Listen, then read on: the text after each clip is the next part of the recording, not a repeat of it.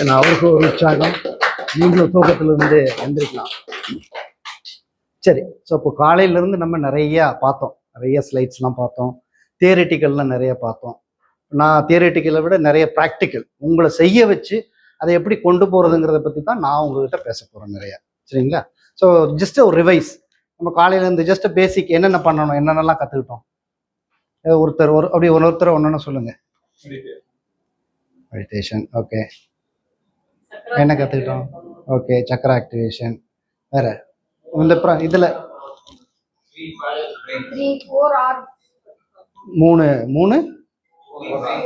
4R. Okay, very good. 4R. 3 பிரெயினை பற்றி பேசணும்ல. 3 brain. என்னென்ன பிரெயின்? நேம்லி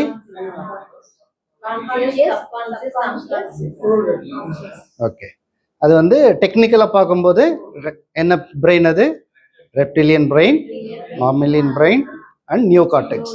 ஸோ எவ்வளோ பர்சன்டேஜ் இருந்துச்சு அதுக்கு? 65, 35. ஓகே, ஸோ இது வந்து நம்ம பிரெயின். அப்போ நம்ம கீழே இருக்கக்கூடிய பிரெயினை வந்து நம்ம மேலே எனர்ஜியை கொண்டு வர்றது யாருக்கு? நியோ கார்டெக்ஸுக்கு. நம்ம எனர்ஜி கொண்டு வந்தால் நம்ம நினச்சதெல்லாம் நடக்கும்.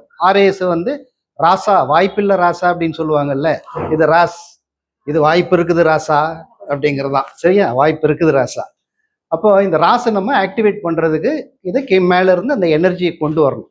சரிங்களா? அந்த கொண்டு வரக்கூடிய அந்த வழிகள் தான் பார்க்கணும். ஸோ நம்ம தியரிட்டிக்கெல்லாம் படிச்சுட்டு எல்லாமே பண்ணுறதுக்கு முன்னாடி நம்ம இந்த ஸ்டெப்ஸ்லாம் இதில் வரக்கூடிய இந்த விசுவலைசேஷன், நம்ம யோகா, மெடிடேஷன்ஸ், யோக நித்ரா, இதெல்லாம் வந்து அதில் இருக்கக்கூடிய பாயிண்ட்ஸு.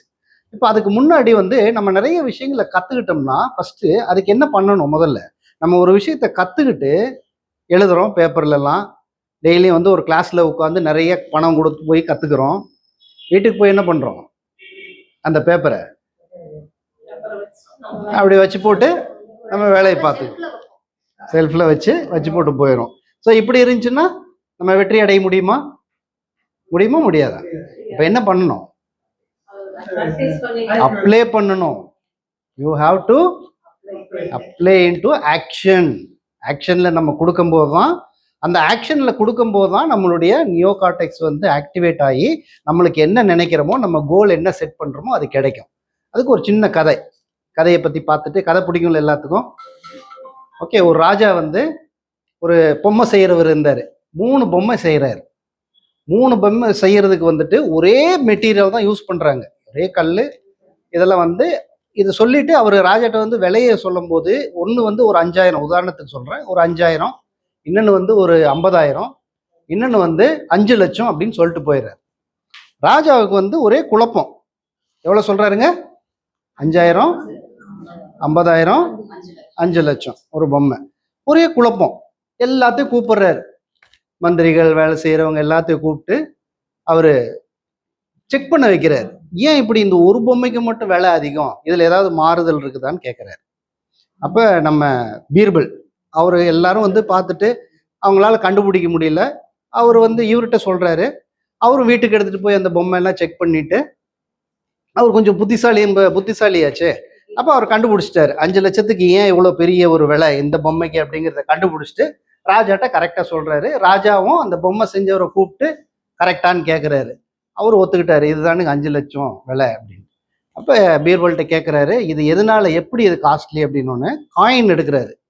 காயின் எடுத்து ஒரு பொம்மையோட காதில் இந்த பக்கம் போடுறாரு. அந்த காயின் என்ன ஆகுது? இந்த பக்கம் விழுந்துருது. ஒரு பக்கம் காயினை இந்த காதில் வச்சோன்னே இந்த பக்கம் விழுந்துருது. இன்னொரு காயின் என்ன பண்ணுறாரு? அதே காதில் இன்னொரு செகண்ட் அடுத்த பொம்மைக்கு இன்னொரு காதில் வைக்கிறாரு.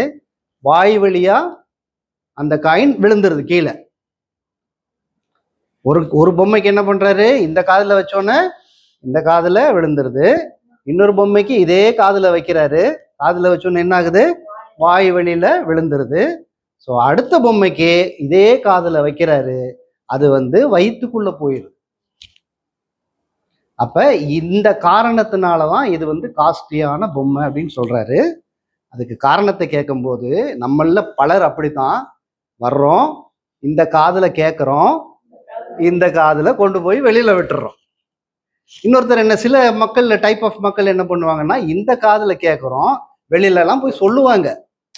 சார் சூப்பர், நல்லா தான் இருந்துச்சு சார், பரவாயில்லம்பாங்க. இல்லை நல்லா சூப்பராக எடுத்த ராமசாமி சார் என்ன கிரேட், எவ்வளோ காமெடியாக பேசினாரு, எப்படிலாம் வந்து டான்ஸ்லாம் ஆட வச்சாரு, நல்லா எவ்வளோ ஒரு டெக்னிக்கலான விஷயம்லாம் சொன்னார் அப்படின்னு ரொம்ப திறமையை பேசினாருன்னு வெளியில் சொல்லுவீங்க.